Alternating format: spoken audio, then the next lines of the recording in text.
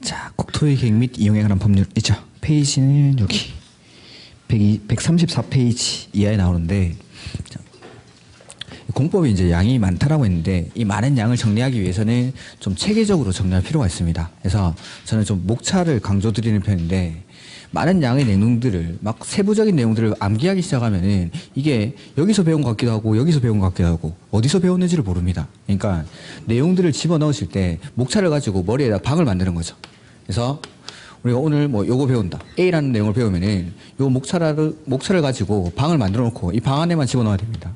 그 다음에 B라는 내용을 배우면은 오늘은 여기 목차를 보고 아 오늘 요거 배우는구나, 이런 것들. 그래서 항상 수업 시간에 제가 여기 여러분들 기준으로 왼쪽 옆에다가 목차를 써둘 겁니다. 그 법의. 그래서 그 목차를 보면서 항상 아 여기쯤을 배우고 있구나, 이 법에서 여기쯤을 배우고 있구나 라는 것들을 생각을 하시면서 공부를 하셔야 됩니다. 그래서 국계법도 먼저 목차를 정리를 한번 해보면은,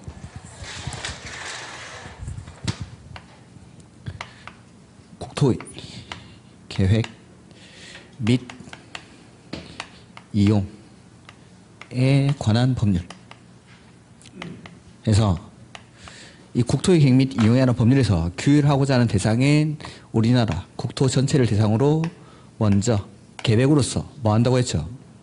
규제. 해서 공법은 규제법이라는 거. 그래서 계획으로 먼저 규제를 하고 뒤에 이용을 하는 것에 관해서 다룬 법률입니다. 그러니까 이 제목만 봐도 우리가 배울 국계법은 크게는 계획이랑 이용 이렇게 구분이 된다라는 걸 알 수 있는 거죠. 그래서 국계법을 구분을 해보면은 크게는 계획 그리고 이용 이렇게 구분이 됩니다. 그래서 첫 번째로 계획으로 규제를 하는데 그 계획 중에 처음 나오는 게 광역 도시계획이라는 겁니다. 광역 도시계획. 자, 광역 나오면 뭐라고 했죠? 둘 이상. 그래서 이 광역 도시계획은 둘 이상의 관할구역에서 수립하는 장기적인 발전 방향을 제시하는 계획을 광역도시계획 이렇게 부릅니다. 그 다음에 나오는 계획이 뭐냐면 도시군계획이라는 게 나옵니다. 도시군계획. 자, 이 도시군계획은 관할구역 단위로 수립하는 계획입니다. 자, 관할이 뭔지는 조금 이따 할 겁니다. 그래서 광역 나왔으니까 둘 이상의 관할구에서 수립하는 계획. 도시군 계획은 관할 단위로 수립하는 계획. 그 다음 도시군 계획은 다시 두 가지로 구분하는데 첫 번째가 도시군 기본계획입니다. 도시군 기본계획. 자, 이 도시군 기본계획 역시 도시군 계획의 일종이니까 계획을 만드는 곳은 똑같이 관할에서 수립합니다. 관할 단위로. 그 다음에 이 관할구역에서의 장기적인 발전 방향을 제시하는 계획이 도시군 기본계획. 자, 여기까지 써놓고 보니까 광역도시계획이랑 도시군 기본계획의 공통점이랑 차이점이 나오죠. 자, 일단 차이점은 계획을 만드는 곳이 다릅니다. 광역도시계획은 여기 둘 이상의 관할구역에서 수립하는 계획이 광역도시계획. 근데 도시군 기본계획은 어디서 만들죠? 관할구역에서 만드는 게 도시군 기본계획. 그 다음에 공통점은 둘 다 여기 방향을 제시하는 계획이다라는 거. 자, 일단 이 방향을 제시하는 계획들의 특징부터 먼저 말씀을 드리면은, 뭔가 우리가 어떠한 일을 할 때 처음에 이렇게 사업을 하자라는 사업의 방향을 설정합니다. 그렇게 방향을 설정할 때에는 처음부터 아주 구체적으로 방향을 설정할까요? 추상적으로 할까요? 추상적으로 이러한 방향으로 사업을 하자라는 걸 설정을 해놓고 거기에 맞춰서 구체적인 실행 계획을 만들겠죠. 마찬가지 국토에 대해서 계획을 수립할 때에도 방향을 먼저 제시할 때 이때에는 추상적으로 합니다. 그래서 이렇게 방향을 제시하는 계획들은 추상적인 계획이다라는 거. 근데 공법은 무슨 법이라고 했죠? 규제법. 근데 규제를 할 때에는 추상적으로 해야 될까요? 구체적으로 해야 될까요? 구체적으로. 내가 어떠한 행위를 하면 되고 안 되고 이런 것들을 누구든지 알 수 있어야 됩니다. 이렇게. 그러니까 추상적인 계획을 가지고는 규제를 할 수가 없다라는 겁니다. 규제를 할 수가. 그래서 이 규제를 할 수 없다라는 거. 공법이라는 건 일반 행정청과 국민과의 관계를 규율한다라고 했는데 이걸 가지고는 규제를 할 수가 없으니까 다른 말로 하면은 비구속적이다라고 표현합니다. 비구속적. 그러니까 구속력이 발생하지 않는다라는 겁니다. 요게. 그 다음에 똑같은 표현이 뭐냐면 처분성이 없다라고도 표현합니다. 처분성이 없다. 처분성이 없다. 비구속적이다. 처분성이 없다. 다 같은 말입니다. 야, 그러면은 규제도 못하고 아무런 효력도 없는 이런 계획을 왜 만들어라고 할 수 있는데 이거랑 또 똑같은 표현이 대내적 구속력을 가진다라는 겁니다. 대내적 구속력. 이게 무슨 말이냐면 일반 국민에 대해서는 효력이 없지만 행정청 내부에서 다른 계획을 만들 때 지침이 되는 게 이런 추상적인 방향을 설정한 계획입니다. 즉 행정청 내부를 구속하기는 하지만 대외적으로 일반 국민에 대해서는 효력이 없다라고 해서 이걸 대내적 구속력을 가진다라고 표현합니다. 그러니까 추상적 계획은 이걸 가지고 규제할 수 없고 이걸 다른 말로 비구속적 행정계획이다. 처분성이 없다. 대내적 구속력을 가진다. 이게 다 똑같은 말. 결론은 이런 광역도시계획이나 기본계획은 추상적인 계획으로서 규제를 할 수가 없고 일반 국민에게는 구속력이 발생하지 않기 때문에 이런 광역도시계획이나 기본계획이 잘못됐다, 잘됐다, 부적합하다 이러한 이유로 일반 국민은 이 계획에 대해서는 행정쟁송을 제기할 수가 없습니다. 시험에 나올 수 있는 건 이거 마지막에 있는 거. 행정쟁송의 대상이 되지 않는다라는 건데 이러한 결론을 도출해 나가는 과정이 이렇게 되는 겁니다. 그래서 방향을 제시하는 계획은 추상적인 계획이고 이걸 가지고는 규제를 할 수 없기 때문에 즉 구속력이 발생하지 않기 때문에 광역도시계획이나 기본계획을 대상으로 행정쟁송, 행정쟁송이라는 건 행정소송과 행정심판을 합친 말을 행정쟁송이라고 부릅니다. 이거의 대상이 되지 않는다라는 거. 이게 방향을 제시하는 계획들 나중에 뒤에 나올 겁니다. 그 다음에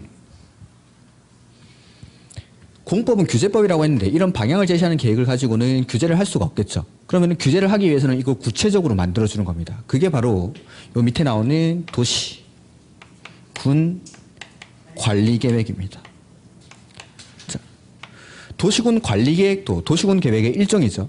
그럼 만드는 것은 기본계획이랑 똑같이 관할에서 수립하는 계획입니다. 관할 단위로. 근데 요 관리계획은 이제 규제를 해야 되니까 추상적인 계획을 구체적으로 만드는 거, 구체화하는 거. 그래서 이 구체화를 하기 위해서 추상적인 기본계획으로부터 지침을 받아서 만드는 계획을 도시군 관리계획이라고 합니다. 그래서 기본계획은 관리계획 수립이 지침이 되는 계획이다라고 표현합니다. 그 다음에 도시군 관리계획에서 구체화하겠다라고 했는데 그 구체화를 말로만 하는 게 아니라 어떤 것들을 구체화하는지가 나옵니다. 그게 이 관리계획을 통해서 구체화되는 내용이 6가지가 있을 겁니다. 그거는 다음 주에 지금 하지 않고. 그래서 일단은 여기까지 보면은 계획으로 규제를 한다라고 했는데 먼저 여기까지 써놓은 거 보니까 공통적으로 들어가는 말이 계획이죠. 여기까지가 우리나라 국토를 계획으로 규제하는 계획 규제에 관한 내용입니다. 그럼 계획으로 규제하고 나면 뒤에 이용하는 것에 관해서 규제하겠죠? 그래서 이것까지 배우고 나면은 뒤에 이용 규제라는 게 나옵니다. 그게 이제 개발행위 허가라는 건데 그거는 뭐 나중에 하도록 하죠. 이렇게. 그래서 계획으로 규제한다라는 거. 이게 우리가 국계법에서 배우는 일단 계획 규제에 관한 내용입니다. 그래서 책에 보면은 133페이지에 뭐 법의 목적 이런 것들 한번 보시면 되는 거고 그 밑에 용어의 정의에 광역도시계획 그 134페이지 가로 1번에 광역도시계획, 가로 2번에 도시군계획, 그 다음에 3번에 도시군기본계획, 4번에 도시군관리계획, 그리고 가로 4번에 박스가 보입니까? 그게 이 관리계획으로 구체화되는 내용 6가지입니다. 6가지. 그래서 이거 한번 읽어보면은 광역도시계획은 지정된 광역계획권의 장기 발전 방향을 제시하는 계획을 말한다라고 돼 있죠. 제가 써놓은 거랑 좀 다른데 이게 무슨 말인지 한번 보죠. 광역도시계획은 둘 이상의 관할구역에서 수립하는 계획이고 도시군 기본계획이나 도시군 관리계획은 관할 단위로 수립한다라고 했죠. 아까 관할이라는 건 권한이 미치는 지역적 범위를 관할이라고 했습니다. 그러면은 도시군 계획을 관할 단위로 수립한다는 건 도시군 계획을 수립할 때 지역적으로는 어디를 하나의 단위로 해서 수립하냐라는 게 관할입니다. 도시군 계획에서. 그러면은 서울 주변에 관할구역을 한번 써보죠. 여기 서울이 있고 그다음에 옆에 부천, 그다음에 인천, 그다음에 여기 뭐 안양, 광명, 과천, 그다음에 성남, 하남 뭐 이렇게 쭉쭉쭉 그다음에 옆에 양평군 하나 넣어볼까요? 이렇게 뭐 실제는 아니지만 이렇게만 단순화 시켜서 이렇게 만들죠. 성남, 하남 이렇게 그다음에 양평군 이렇게. 자, 도시군 계획을 수립할 때 지역적으로는 서울시의 경우에는 서울시를 하나의 단위로 해서 수립합니다. 서울시에서는. 그 다음에 인천시와 같은 광역시는 광역시를 하나의 단위로 해서 수립합니다. 즉 특별시는 특별시를 하나의 단위로 해서 도시군 계획을 수립하고 광역시도 광역시를 하나의 단위로 해서 수립합니다. 그러니까 도시군 계획을 수립할 때는 광역 지자체별로 도시군 계획을 수립한다라는 거죠. 그래서 서울시는 서울시 단위로, 광역시는 광역시 단위로 해서 시라고 하죠. 그러면 특별시, 광역시 뒤에 나오면은 누가 나와야 되죠? 도지사. 자, 도지사가 수립을 하는 게 원칙이겠지만, 자, 여기 보시다시피, 그러니까 도시군 계획은 서울시는 서울시 단위로, 인천은 인천을 단위로 수립하는데, 경기도는 지금 경기도의 일부만 쓴 거죠. 일부만 쓴 건데, 서울이랑 인천에 비해서 면적이 넓습니까? 좁습니까? 훨씬 넓죠. 이게 비교 대상이 안 될 만큼 면적이 엄청 넓은 겁니다. 즉, 서울시나 인천시를 단위로 계획을 수립을 했는데 경기도는 인구는 비슷할지 몰라도 면적으로 따져보니까 서울시나 인천시에 비해서 훨씬 넓은 거죠. 그러니까 도를 하나의 단위로 해서 계획을 수립하기에는 면적이 너무 넓더라는 겁니다. 그래서 이 도는 쪼갭니다. 도를 쪼개면은 도 밑에 과천, 성남, 하남, 양평, 군과 같은 시와 군이 있죠. 그래서 도시군 계획을 수립할 때에는 특별시는 특별시를 단위로, 광역시는 광역시를 단위로, 근데 도는 도 단위로 수립하는 게 아니라 시랑 군을 단위로 수립합니다. 그러면 이 중간에 세종시는 세종시를 단위로 수립을 해야겠죠? 행정구역이 그거밖에 없으니까. 제주도도 제주도밖에 없으니까. 그러니까 얘네는 지자체장들이 쭉 나열될 때 그냥 항상 따라 들어가는 겁니다. 따로 읽지 않겠다라는 거. 오케이? 그래서 도시군 계획을 수립하는 단위가 바로 특별시, 광역시, 특별자치시, 특별자치도, 시, 군을 지역적으로 하나의 단위로 해서 계획을 수립하는 거. 그게 도시군 계획입니다. 그러니까 도시군 계획은 서울에서는 서울을 단위로, 인천에서는 인천을 단위로. 그다음에 인천에는 군도 있습니까? 인천에 강화군이 있죠. 그러니까 특, 광, 시, 군 단위로 수립한다고 할 때 이 군은 광역시에 있는 군은 빼야 됩니다. 인천에서는 인천광역시를 단위로 수립하는데 기장군이 굳이 또 따로 만들 필요가 없겠죠. 그래서 특별시, 광역시, 시, 군 요네들이 같이 다닐 때 이 군은 광역시에 있는 군은 제외한다는 거. 오케이. 그래서 서울은 서울을 단위로, 인천은 인천을 단위로 수립하는데 경기도는 경기도뿐만 아니라 경상남도, 경상북도도 마찬가지입니다. 그런 곳들도 도를 단위로 하는 게 아니라 도 밑에 있는 시나 군을 단위로 수립하는 거. 그게 바로 도시군 계획. 그래서 도시군 계획은 관할 단위로 수립한다라고 했는데 그게 지금 보시는 이 동그라미들 각각의 동그라미들마다 수립하는 계획이 도시군 계획. 그러면은 광역도시 계획은 둘 이상이라고 했죠.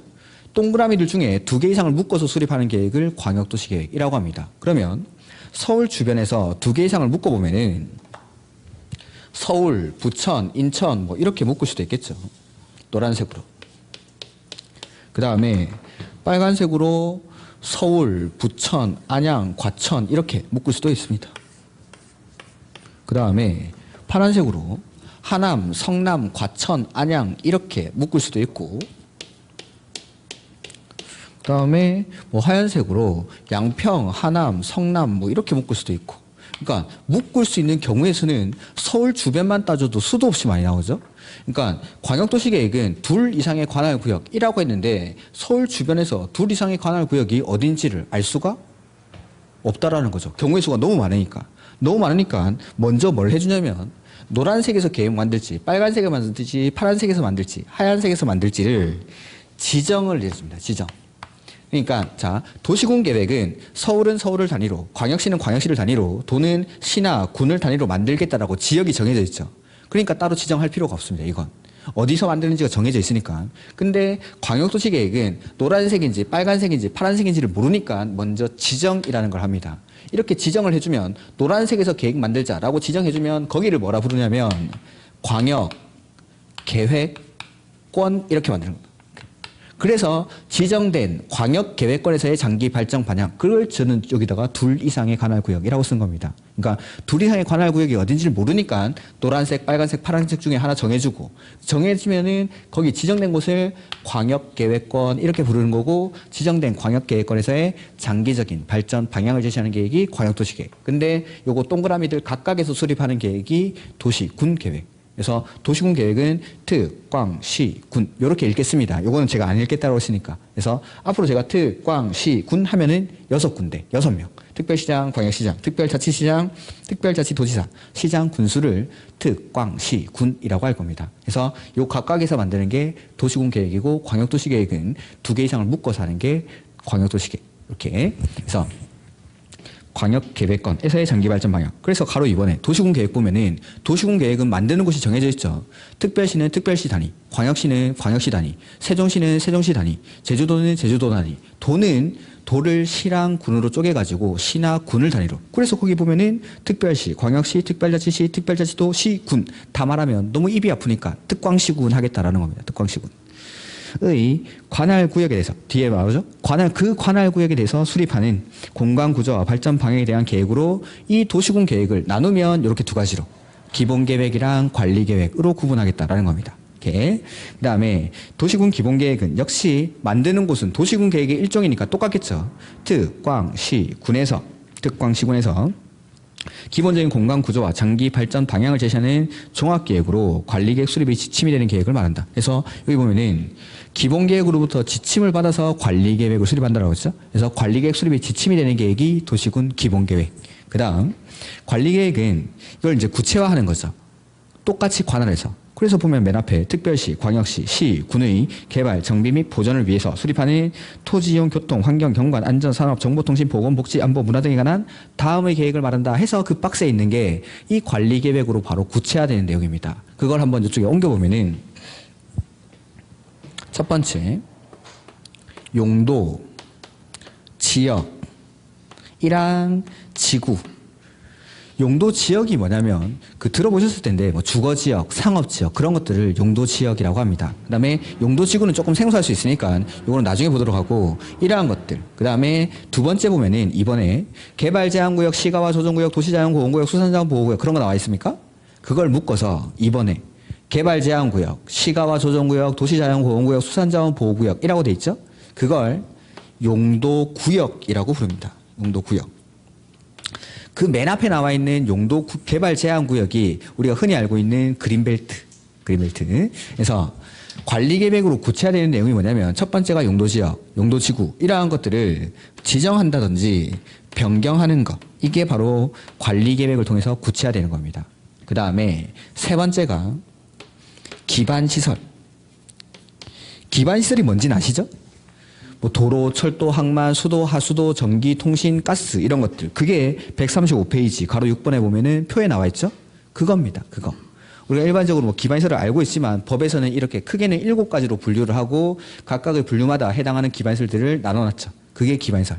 이렇게 이러한 기반시설의 설치라든지 정비, 개량에 관한 계획이 바로 관리계획으로 구체화되는 내용. 즉 도로 만들 때 그냥 만드는 거 아니고 관리계획으로 결정하고 만드는 겁니다. 그 다음에 네 번째는 도시개발법에 의한 개발사업. 아까 이 개발사업이 신도시 만드는 거라고 했죠? 그 다음에 도시 및 중과환경 정비법에 따른 정비사업에 관한 계획. 그러니까 자 개발사업은 도시개발법에서 하는 거고 정비사업은 정비법에서 하는 거. 즉 개발법과 정비법의 출발이 관리계획에서 출발하는 겁니다. 그래서 국계법이 이 개발법과 정비법에 지대한 영향을 미친다라는 거죠. 출발이 여기니까. 이렇게. 그 다음에 5번째 보면 이거 기니까 다 쓰지 말죠. 지구단위 계획구역의 지정이나 변경이랑 지구단위 계획에 관한 사항. 지구단위 계획구역은 뭐 들어보셨겠죠. 좀 예쁘게 만들기 위해서 지정하는 겁니다. 개발하는 데다가. 그 다음에 6번째. 이건 뭐 난생 처음 들어볼 수도 있는데 입지 규제 최소구역 이런 것들. 그러니까 지구단위 계획구역이나 입지 규제 최소구역을 지정합니다. 그리고 이 각각의 지구단위 계획구역이나 입지 규제 최소구역에서는 계획을 만드는데 지구단위 계획구역에서 만드는 계획을 지구단위 계획 이렇게 부르고 입지 규제 최소구역에서 만드는 계획을 입지 규제 최소구역 계획 이렇게 말합니다. 그래서 그 계획들을 수립하는 것. 이게 바로 관리계획으로 구체화되는 내용입니다. 6가지. 요 6가지는 뭐 나중에는 암기를 해야 됩니다. 시험에 단골 손님이죠. 뭐 외울 필요는 없습니다. 외우게 해드릴 겁니다. 제가 100번도 넘게 말할 거니까. 그래서 이 목차를 제가 매주 쓸 겁니다. 매주. 여러분들이 시험 치러 갈 때까지. 그러면은 이거 100번도 넘게 듣고 가니까 지금부터 외울 필요는 없습니다. 요거. 이게 바로 관리계획으로 구체화되는 내용들이다라는 거. 그래서 나머지 이제 뭐 지금 용어의 정의에 나오는 거는 따로 보실 건 없는데 나머지는 제가 그 각각의 파트에서 좀 말씀을 드릴 건데 하나만 보면은 137페이지에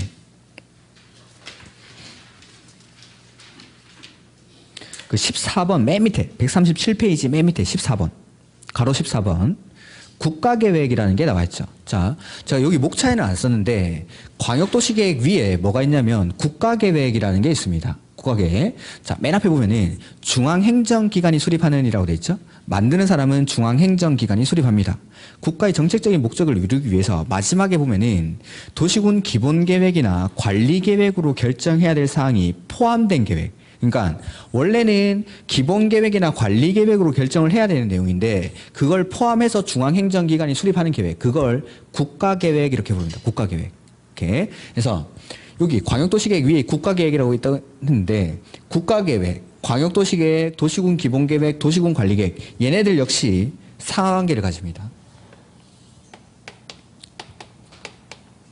그래서 국가계획이 최상위 계획이고 그 밑에 광역도시계획, 그 밑에 도시군 기본계획, 그 밑에 도시군 관리계획 이렇게 상하관계를 가진다는 거. 계획들도. 그래서 계획을 통해서 구체화되는 내용들이 이런 것들이다. 그래서 뭐 나머지 내용들은 책을 읽어가면서 제가 몇 가지 말씀을 드릴 건데 혹시나 뒤에 없는 것들은 제가 앞에 나와가지고 다시 한번 설명드리겠습니다. 그래서 141페이지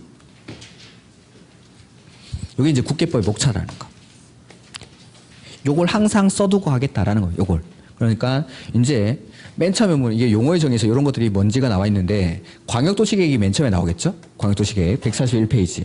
그래서 도시계획 등 해서 1번에 광역도시계획. 여기서는 뭘 배우냐면 광역도시계획 뒤에 기본계획 나올 거고 그 뒤에 관리계획 나올 겁니다.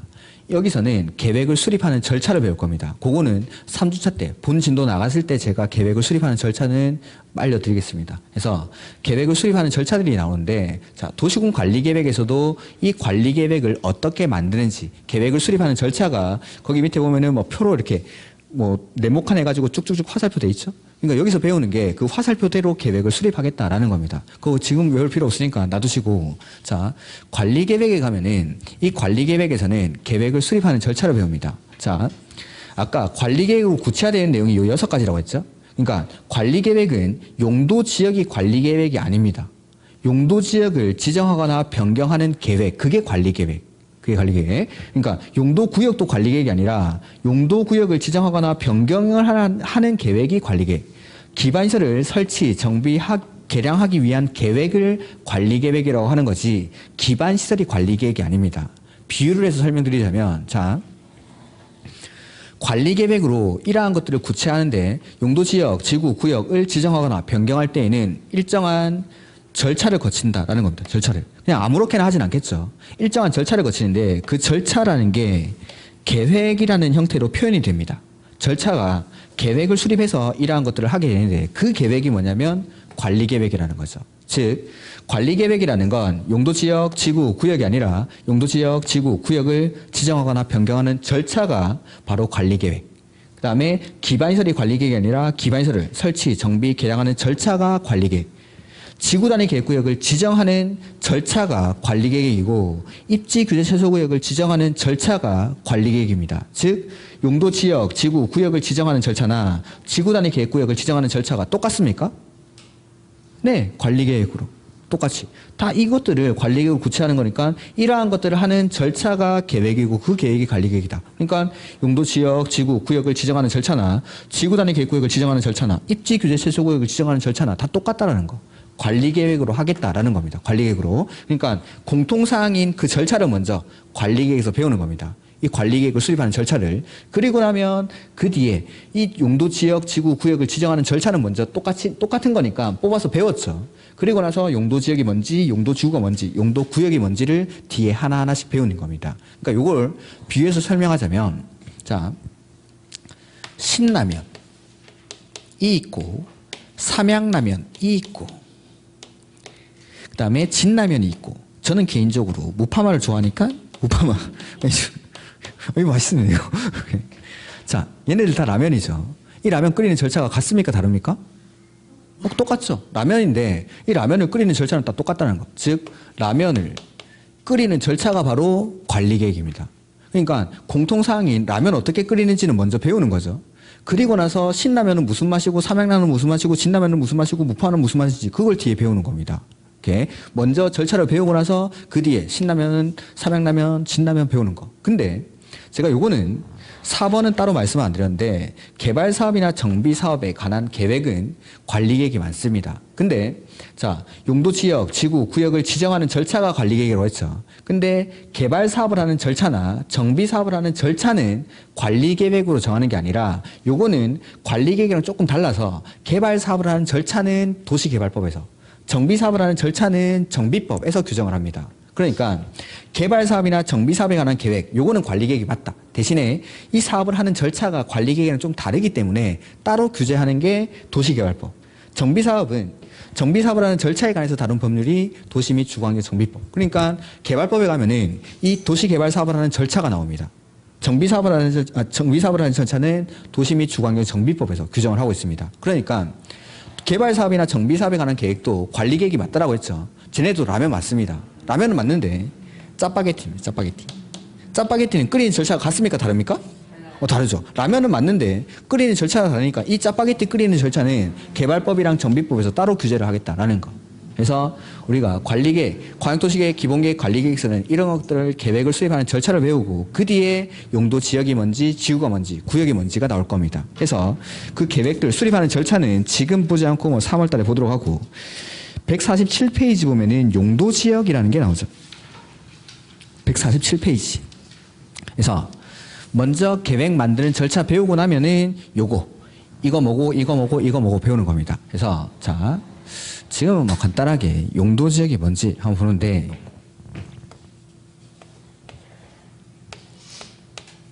용도 지역의 의의는 아까 용어의 정의에 나오는데 용도 지역을 분류하면 거기 네모칸이 보이죠? 그겁니다. 그게 용도 지역.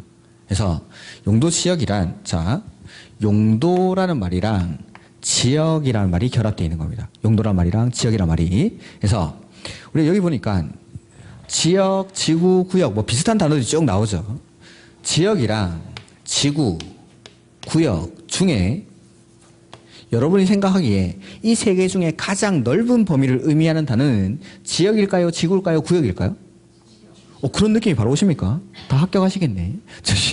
지역이 가장 넓은 범위입니다. 그러니까 이 지역이라는 건 자, 용도 지역을 지정할 때는 관리 계획으로 한다라고 했죠. 즉 용도 지역은 관리 계획으로 지정하는 거니까 관리 계획은 어디서 만드는 거죠? 관할구역에서. 그 관할구역이 아까 서울시는 서울시를 단위로, 광역시는 광역시를 단위로, 시나 군 여기서 만드는 거라고 했죠. 즉 용도 지역이라는 건 관할구역에 있는 토지에다가 지정을 하는 겁니다. 관할구역에. 서울시에 있는 토지를 대상으로, 인천시에 있는 토지를 대상으로, 뭐 남양주에 있는 토지를 대상으로 지정을 하는데 지구 구역보다는 지역이 넓은 개념이기 때문에 관할 토지의 전부를 대상으로 지정을 합니다. 전부를 대상으로. 그 다음에 용도, 요거는 우리가 흔히 쓰는 말로 바꾸면은 쓰임새를 말하는 거죠. 쓰임새. 그러면은 관할 토지 전부를 이 쓰임새에 따라서 나눠 놓는 거. 그게 용도 지역이다라는 겁니다. 용도 지역. 그래서 자, 우리가 이제 관할구역 서울을 보면은 어떤 지역에 가니까 아파트들이 막 밀집해 가지고 들어서 있고 우리 요 길 건너라든지 우리 학원 주변을 보니까 상가라든지 뭐 백화점도 있고 상가들이 쭉 들어서 있고 어디 가니까 이제 공장들이 쭉 밀집돼 있고 이렇게 돼 있지 아파트 바로 옆에 매연이 풀풀 나오는 막 공장이 있고 그런 토지는 없죠. 즉 용도 지역을 지정하는 이유는 이 특광시군에 있는 토지를 쓰임새에 따라서 분류를 하는 겁니다. 분류를. 이렇게 쓰는 게 훨씬 더 효율적이니까 주거지역은 주거지역대로 따로 쓰고 상업지역은 상업지역대로 따로 쓰는 게 훨씬 더 토지를 효율적으로 활용할 수 있으니까. 즉 관할토지 전부를 그 쓰임새는 생활권을 중심으로 나눠 놓는 겁니다. 생활권 중심으로 분류해서 나눠서 쓰기 위해서 용도지역을 지정합니다. 그러니까 자, 내가 토지를 가지고 있는데 이 토지에다가 내 맘대로 건물을 지을 수 없는 이유는 이 토지를 주거지역 이렇게 지정을 하는 거죠. 그러면은 주거지역을 지정하고 나면 이 주거지역에 맞는 규제를 하게 되는 겁니다. 그러니까 주거지역에는 주거지역에 어울리는 건물만 들어와야 되지 주거지역에 어울리는 건물은 짓지 마 이런 것들이 용도지역을 지정하는 이유인 거죠. 그러니까 자, 용도지역은 하나의 토지에 두 개, 뭐 여기는 주거지역 플러스 공업지역이다. 이렇게 지정할 수 있을까요? 없을까요? 이런 게 안 됩니다. 그렇게 하면은 나눠놓을 필요가 없으니까. 즉, 용도지역은 중복해서 지정할 수 없다라는 게 결론. 중복이 안 된다. 이렇게. 그러니까 이걸 외우는 게 아니라 나중에 뒤에 가면은 중복되는 게 나옵니다. 중복된다 안 된다 이런 걸 외워버리면은 나중에 시험장에 가가지고 이게 헷갈립니다. 갑자기 시험장에 갔을 때 어려운 문제를 틀리는 건 너무나 당연한 거죠. 그건 모르는 거니까. 근데 제일 당황스러울 때 뭐냐면 내가 당연히 알고 있다고 생각하는 게 갑자기 헷갈리는 겁니다. 갑자기. 그런 경우가 비일비재하게 일어납니다. 그러니까 용도지역은 중복 안 돼, 용도지역은 중복 안 돼, 용도지역은 중복 안 돼 계속 외우고 갔는데 갑자기 시험장에서 용도지역은 중복해서 지정할 수 있다라고 나오는 거죠. 갑자기 이게 되든지 안 되는지 막 헷갈리는 겁니다. 그때가 당황스러운 그때. 모르는 게 나오면 그냥 틀리면 되는데 분명히 아는 건데 배운 건데 이게 헷갈릴 때. 그러니까 생활권 중심으로 용도를 나눠서 쓰기 위해서 지정하는 거니까 하나의 토지에는 두 개의 용도를 설정할 수가 없다라는 거. 이게 용도지역. 그래서 이 분류를 보면은 법에서 일단 크게는 4개의 용도랑 9개의 지역으로 구분합니다. 그 4개의 용도가 뭐냐면 거기 맨 앞에 칸에 있는 거. 맨 앞에. 그 표에 맨 앞에 있는 칸에 있는 것들을 읽어보면은 도시지역, 관리지역, 농림지역, 자연환경 보전지역 그 4가지가 큰 4개의 분류입니다. 4개. 그래서 도시지역, 그 다음에 관리지역, 그 다음에 농림지역, 그 다음에 자연환경 보전지역. 이게 큰 4개 용도. 4개 용도. 그 다음에 이걸 다시 9가지 지역으로 세분을 하는데 도시지역을 세분하면 주거지역, 상업지역, 공업지역, 녹지지역 이렇게 세분을 하고 관리지역은 계획관리, 생산관리, 보전관리 이렇게 세분을 합니다. 그리고 농림, 자연환경 보전지역 하면 9가지. 그 뒤에 뭐 1종, 2종 뭐 이렇게 막 써져 있는 거 있죠. 그거는 법에서의 분류가 아니라 이 9개의 지역을 요게 이제 시행령 할 때 대통령령을 말하는 겁니다. 요 한자가 영자. 시행령에서 최종적으로 21개로 세분을 하는데 그게 뒤에 짜잘하게 막 적혀 있는 거. 그건 지금은 하지 않겠습니다. 그래서 관할구역에 있는 토지를 이렇게 쓰임에 따라서 막 분류를 해놓고 이렇게 쓰자라는 겁니다. 주거지역은 주거지역에 맞게, 상업지역은 상업지역에 맞게 쓰자라는 게 용도지역을 지정하는 이유. 그러니까 관할구역 전부를 대상으로 지정하니까 이 관할구역들이 다 모이면은 전국토가 되겠죠. 그러니까 용도지역은 대부분의 토지에 다 지정돼 있습니다. 원칙적으로. 1차적으로 다 지정을 하는 겁니다. 용도지역은. 이렇게 쓰자라고. 그걸 나눠보면은 도시지역, 관리지역, 농림지역, 자연환경 보전지역. 그 다음에 도시지역을 세분했을 때 주거지역, 상업지역, 공업지역, 녹지지역 이렇게 세분한 겁니다. 이걸 뭐 두 문자 따가지고 도관농자, 주상공록 이렇게 외우시는 분들이 있는데 뭐 그렇게 외우셔도 됩니다. 근데 우리 이제 공인중개사를 하게 되면은 부동산을 가지고 평생을 밥 벌어먹고 살아야겠죠. 이런 용어들은 입에 익혀두시는 게 좋겠죠. 많이 쓸 거니까. 그래서 뭐 두 문자 따서 어쨌든 뭐 시험에 합격해야 되니까 두 문자 따서 외우는 게 나쁜 건 아닙니다. 도관농자, 주상공록, 보생자, 계생보 뭐 이런 거 외우는데 그렇게 외우셔도 되는데 이런 용어들 정도는 능수능란하게 쓸 수 있게끔 저번에 뭐 유튜브인가 어디 보니까 어떤 대학교 교수님이 어떤 사람이랑 한 10분 정도 인터뷰를 하면은 그 사람의 학벌이라든지 뭐 출신 지역, 뭐 소득 이런 것들을 다 판단할 수 있답니다.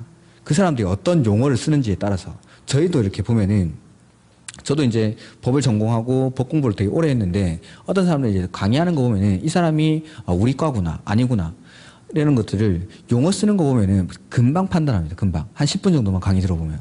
그러니까 의뢰인들이 되게 찾아오죠. 요새는 부동산에 대해서 아무것도 모르는 사람들이 찾아와가지고 중개 의뢰하고 그런 경우는 없습니다.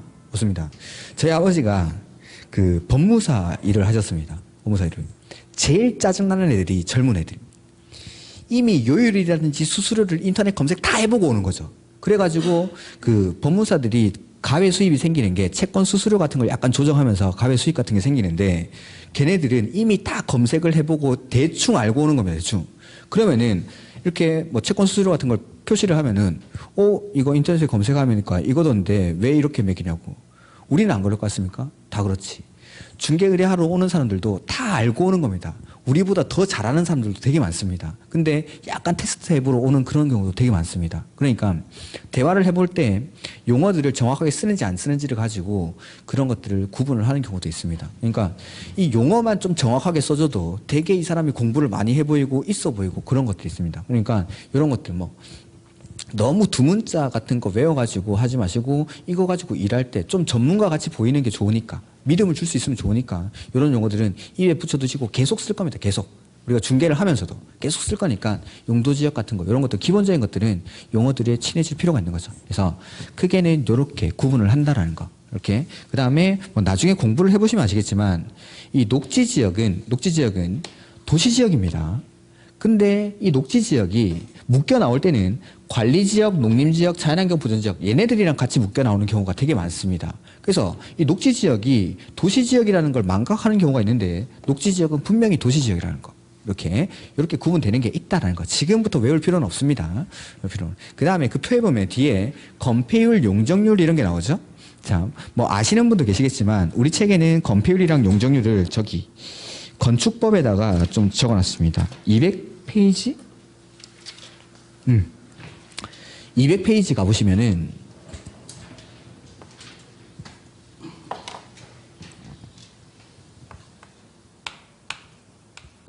건폐율이랑 용적률이 뭔지 나오겠죠. 뭐,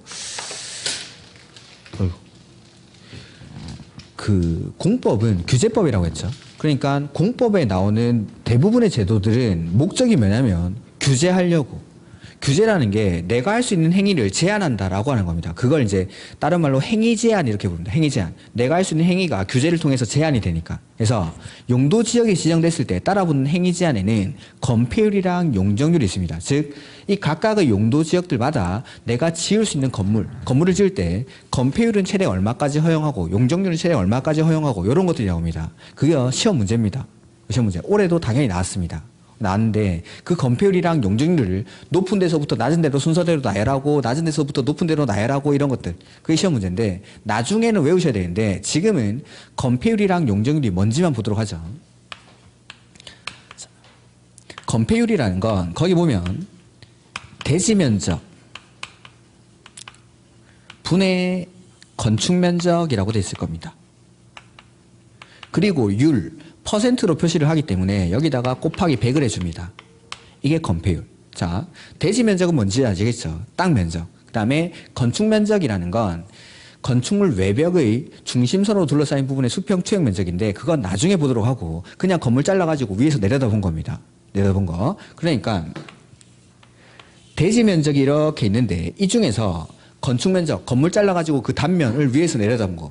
건물 지었을 때 이만큼 이렇게 대지를 자 이게 건자가 세울 건자고 패자는 덮을 패자를 쓰는 덮을 패자 잘 안 쓰는 건데 건물을 세워가지고 대지 중에서 얼마만큼을 덮을 수 있는지 그걸 건폐율이라고 합니다. 그러니까 건물을 지어서 이 대지 중에서 얼마만큼을 덮을 수 있는지 만약에 건폐율이 50%다라고 하면은 건물을 뭐 동그라미로 짓든 세모로 짓든 뭐 이렇게 상관하지 않습니다. 대신에 대지 중에서 최대 절반까지만 최대로 이제 꼭 50%까지 지으라는 게 아니라 최대로 지을 수 있는 게 절반까지 지어서 덮을 수 있고 나머지는 비워두라는 거죠. 자, 건폐율이라는 제도가 왜 필요한지를 보는 건데 건폐율이라는 제도가 왜 필요한지 알기 위해서는 이 제도를 없애보면 됩니다. 이 제도가 없을 때는 어떤 문제가 발생했겠죠. 그 문제를 해결하기 위해서 이런 건폐율이라는 제도를 만들어내는 겁니다. 자, 만약에 건폐율이라는 제도가 없다라고 가정을 하면은 여기 1번지, 2번지, 3번지 이렇게 있습니다. 1번지 토지 소유자는 건물 지을 때 건폐율이라는 제도가 없으면 일정 공간은 비워두고 지을까요? 이 대지를 꽉 채워서 건물 지을까요? 그렇죠. 그러면 2번지 토지 소유자는 1번지가 꽉 채웠으니까 나는 조금 더 띄워서 지어야지 라고 할까요? 지도 꽉 채워서 지을까요? 그렇죠. 2번지도 꽉 채워서 짓고 3번지도 마찬가지겠죠? 이 토지를 꽉 채워서 건물을 짓는 겁니다. 이렇게 지었을 때 일단 문제가 발생하죠. 첫 번째, 뒤에 있는 건물들은 햇빛 못 받습니다. 햇빛을 못 받고 그 다음에 두 번째는 바람이 안 통하겠죠. 바람이. 햇빛 안 들어오고 바람 안 통하면 곰팡이 엄청 생기죠. 여러분들은 워낙에 이제 돈이 많아서 잘 모르겠지만 저 같은 극빈층들이 자주 살던 데는 반지하라든지 1층 이런 데 힘들죠.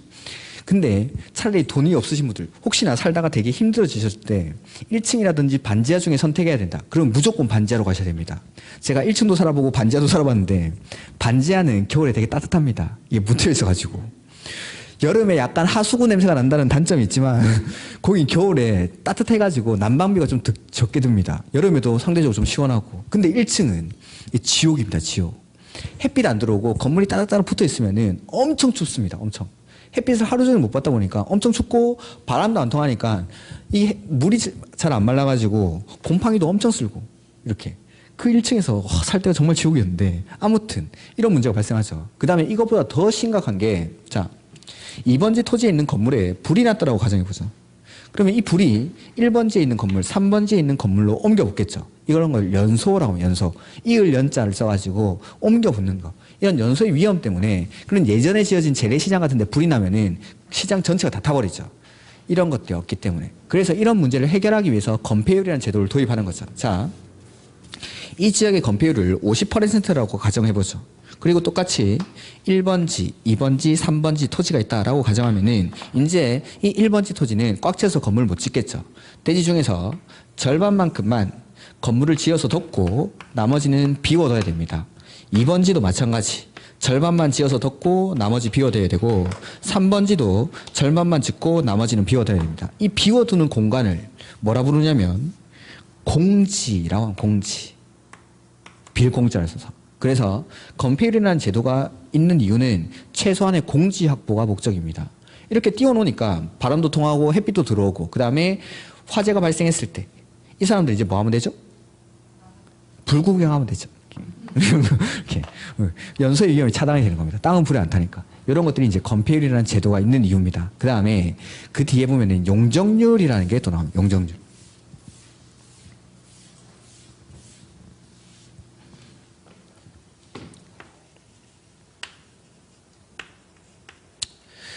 용적률은 똑같이 대지 면적 분의 건축물의 연면적이라고 되어 있겠죠. 방금 연소할 때 그 연자랑 이 연자가 똑같은 겁니다. 이것도 이을 연자. 그러니까 면적을 잇겠다. 즉 총면적을 말해요. 총면적. 무슨 총면적이냐면 건축물 바닥 면적의 합계를 말해요. 바닥 면적 합계. 자, 여기 나오는 건축면적, 연면적, 바닥면적 이런 것들은 건축법에서 배우는 개념들이니까 뭐 나중에 배우도록 하고. 그러니까 바닥면적이라는 건 2층의 면적, 1층의 면적, 2층의 면적, 3층의 면적 이걸 다 더한 걸 연면적 이렇게 부르는 연면적. 그러니까 용적률이라는 건 이 용자가 얼굴 용자를 쓰는데 이게 얼굴을 뜻하기도 하지만 용량을 뜻하기도 합니다. 용량. 즉 얼마만큼을 쌓을 적자겠죠. 쌓을 적자. 얼마만큼 위로 이렇게 쌓아 올릴 수 있는지가 바로 용적률. 그러니까 대지 면적의 용적률만큼을 위로 이렇게 연면적으로 건물의 용량으로 쓰겠다라는 겁니다. 즉 건폐율이라는 건 옆으로 퍼져나가는 걸 규제하는 거고 용적률은 건물의 용량, 전체 부피를 규제하는 게 용적률이다라는 거. 그래서 건물을 무한대로 막 위로 쌓아 올릴 수는 없다라는 거죠. 용적률의 규제 때문에 총 용량을 규제를 하니까. 자, 용적률에서 나오는 거 보면은 요 예를 한번 들어보면 대지 면적이 100제곱미터라고 가정을 해보고 용적률을 200%라고 가정을 해보죠. 그러면은 이 건물에서 이 대지에서 지을 수 있는 연면적은 이게 시험 문제. 공법에서 나오는 계산 문제는 다 이겁니다. 이 공식 가지고 푸는 거. 용적률 구하는 공식 가지고. 자, 이거 한번 풀어보겠습니다. 이걸 풀어보면은 대지 면적이 200% 이거를 일반적인 퍼센트를 떼버리면 숫자가 얼마로 바뀌죠? 2. 아까 요 율 퍼센트를 구할 때 100을 곱해줬죠. 그럼 퍼센트를 떼면 100을 나누면 됩니다. 이런 것까지 설명해야 돼 라고 하시는 분이 계신지 모르겠지만 이런 걸 했을 때 아 그렇구나 라고 하시는 분도 솔직히 있습니다. 그래서 제가 이런 것까지 아주 친절하게 설명을 드리는 겁니다. 자, 2. 그 다음에 요게 100제곱미터 분의 x 이렇게 돼 있죠. 그 다음에 2를 지금 2지만 이걸 분수로 바꾸면은 1분의 2 이렇게 1분의 2 요까지 아시겠습니까? 요까지. 그 다음에 그러면 이제 우리가 x 값을 구해야겠죠. 이 x 값을 구할 때는 요래 곱하고 하면 같아집니다. 이 값이. 그러니까 x는 2 곱하기 100제곱미터 이렇게 되죠. 그러면은 정답이 200제곱미터. 이걸 왜 말씀드리냐면 자, 100제곱미터가 여기 보면 대지 면적이죠. 대지 면적이고 용적률이 200%라고 했죠. 그러니까 대지 면적의 용적률이 200%니까 얼마를 곱해줬죠? 2를 곱했죠. 그러면 용적률이 만약에 300%라면 얼마를 곱해줄까요? 3. 500%면 5. 1000%면 10 곱하겠죠. 즉 용적률을 보면은 대지 면적의 얼마만큼, 몇 배만큼을 건물의 용량으로 쓸 수 있는지 이게 바로 용적률입니다. 그러니까 용적률은 대지 면적에다가 우리 이제 공사하는 신축 건물 짓는 데 가보면은 앞에 안내 표지판 같은 게 나와 있고 거기 보면은 이 건물의 대지 면적이 얼마고 건폐율은 어떻게 되고 용적률은 어떻게 되고 이런 것들이 나옵니다. 물론 우리가 배우는 이런 50%, 200% 이렇게 딱딱 떨어지는 숫자는 아닙니다. 거기 있는 숫자들은. 근데 그걸 대략적으로 보면은 대지 면적에다가 여기 용적률이 뭐 215.125% 뭐 이렇게 막 적혀 있을 겁니다. 그럼 대략 200%. 대지 면적이 100제곱미터고 용적률이 한 200% 되면은 대지 면적의 한 2배 정도를 건물의 용량으로 쓰겠구나. 라는 것들을 추측을 할 수가 있는 거죠. 대략적으로. 정확한 숫자는 뭐 계산기가 계산하면 되니까. 이렇게. 그래서 요 공식을 이렇게 자세하게 하는 이유는 공법에 나오는 계산 문제들이 다 이거 가지고 푸는 겁니다. 그래서 이거 계속 활용할 거니까 용적률은 이거 읽을 수 있으면 됩니다. 정확한 숫자 계산하는 건 계산기가 할 거고 우리가 하는 건 이 용적률이 무슨 뜻인지. 즉 대지 면적의 몇 배만큼을 건물의 용량으로 쓸 수 있냐 이게 바로 용적률입니다. 대지 면적에다가 몇 배만큼 건물의 용량으로 위 이렇게 쌓아 올릴 수 있는지. 건폐율은 대지 중에서 얼마만큼을 건물을 지어서 덮을 수 있는지 그게 건폐율. 용적률은 대지 면적의 몇 배만큼을 위로 쌓아 올리는지 그게 용적률. 이렇게 해서 건폐율이랑 용적률은 이런 뜻입니다. 이런 뜻. 그래서 뭐 지금까지 대충 알고 있었다면 이런 뜻이라는 거. 그래서 용도 지역에는 이런 것들이 나오고 그 다음에 뭐 비슷한 개념들이 용도 지구, 용도 구역 이런 것들이 있죠. 자, 우리 아까 보던 거 다시 앞으로 가보면은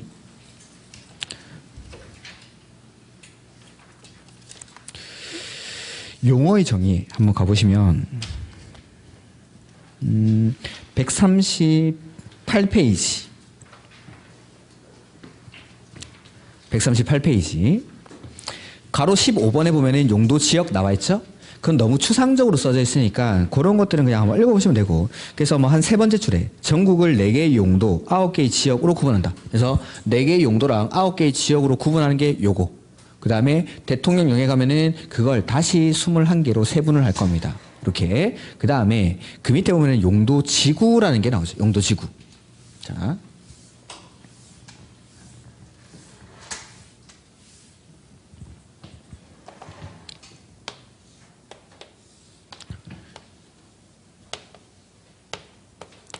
용도 지구도 똑같이 분석하면 되겠죠? 용도라는 말이랑 지구라는 말이 결합이 되어 있는 겁니다. 근데 아까 저기 목차에 보면은 관리계획으로 구체화되는 내용 중에 1번 용도 지역 옆에 뭐 붙어 있죠? 용도 지구. 그러면 용도 지구를 지정하는 것도 관리계획으로 하는 겁니까? 네, 관리계획의 내용에 해당하는 거니까. 그러니까 용도 지구도 관할에 있는 토지에다가 지정하는 겁니다. 관할에 있는 토지에다가. 근데 지역이 가장 넓은 개념이었고 지구나 구역은 지역보다는 좁은 개념이었죠. 그러면은 지역은 관할 토지 전부에 지정한다면 지구는 전부에 지정할까요? 일부에 지정할까요? 이런 게 공법이 용어만 정확하게 알고 있으면 외우는 게 하나도 없습니다. 이렇게. 그래서 지역은 가장 넓은 개념이니까 전부에, 지구는 일부에다가, 그리고 이 용도는 또 똑같이 쓰임이겠죠. 근데 이 용도 지구의 쓰임은 책에 나와 있습니다. 그래서 이거 한번 읽어보죠. 가로 16번. 토지 이용 및 건축물의 용도, 건폐율, 용적률, 높이 등에 대한 용도지역의 제한을 강화 또는 완화하여 적용함으로써 용도지역의 기능 증진 이렇게 되어 있죠. 그리고 미관, 경관, 안전 등을 도모하기 위해서 역시 용도지역을 지정할 때는 관리계획으로, 용도지구를 지정할 때도 관리계획으로 하는 걸 말한다라고 해서 그 밑에 보면은 뭐 경관, 고도, 방화, 방제, 보호, 취락 이런 게 나오는데 그 종류들은 나중에 본 강의 가서 하도록 하겠습니다. 그래서 자, 용도지구에서 이 용도지구의 쓰임은 용도지역의 기능증진이다라고 했죠. 기능증진.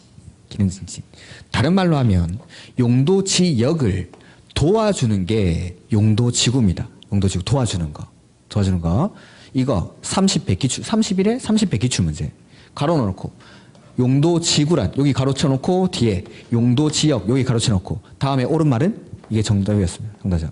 그래서 용도 지구는 용도 지역을 도와주는 역할을 하는 게 용도 지구입니다. 그래서 어떤 것들이냐면 예를 들어보자면 우리가 이제 공부를 하면은 체력이 많이 떨어지겠죠? 그럼 체력이 일단 많이 떨어지면은 그거 안 되니까 영양제 같은 거 사 먹는 겁니다. 영양제를 사 먹어도 안 된다. 뭐 비타민 먹고 이런 거 했는데 안 되면은 뭐 홍삼도 하나 사 먹고 그다음에 홍삼을 먹어도 체력이 안 올라오면 보약도 한 제 지어 먹고 시험에 임박하면 한 알에 막 한 10만 원 하는 공진단 이런 거 먹어가면서 공부하셔야죠. 이렇게 합격하면 돈 많이 벌 거니까. 그래서 이런 보약 같은 역할을 하는 겁니다. 그 다음에 뭐 대기업 회장님이나 대통령 옆에 가면은 비서가 있죠. 비서 한 명 있습니까? 여러 명 있습니까? 여러 명 있죠. 보약도 꼭 홍삼만 먹어야 됩니까? 홍삼도 먹으면서 보약 같이 먹어도 됩니까? 같이 먹어도 되죠. 즉, 이 기능을 끌어올릴 수가 있다면은 용도 지구는 2개고 3개고 중복해서 지정할 수가 있을까요? 없을까요? 있습니다. 그래서 외우지 말라는 겁니다. 이걸 외워놓으면은 용도 지역은 중복이 안 되고 용도 지구는 중복이 되는데 시험자가 뭐 엄청 헷갈린다는 거죠. 이해를 하시면 이해를. 그래서 비서나 보약 같은 역할을 하는 거니까 비서 여러 명 있어도 되고 보약 여러 개 먹어도 되니까 용도 지구는 중복해서 지정할 수가 있다라는 거. 그 용도 지구가 법에 나오는 게 9가지가 있습니다. 그 밑에. 그거는 나중에 할 건데 자, 요 용도 지역과 용도 지구가 어떤 관계를 가지는지 한번 보죠. 용도 지역은 관할 토지 전부에 지정한다고 했죠? 그래서 서울에 토지가 있으면은 이 서울시 토지 전체에다가 용도 지역을 지정합니다. 그래서 여기는 주거 지역, 여기는 상업 지역, 여기는 공업 지역 이렇게 지정해 놓는 거죠.